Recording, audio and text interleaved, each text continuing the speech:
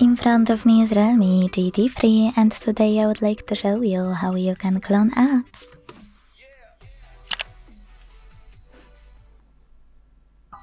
Begin by opening Devices Settings and scrolling down to click on Apps.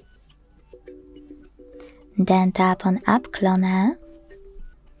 Hit Agree and Continue if you never cloned any app before. And click on one of your apps. I will go with Firefox. Now use gray switcher next to Create App Clone. And wait.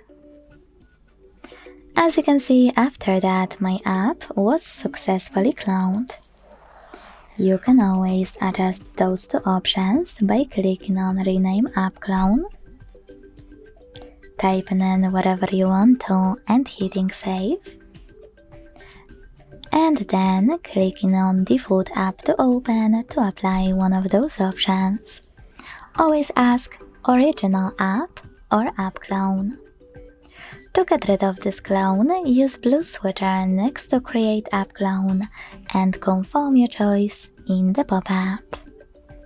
Thanks so much for watching. If you enjoyed this video, leave a like, comment and subscribe. Bye!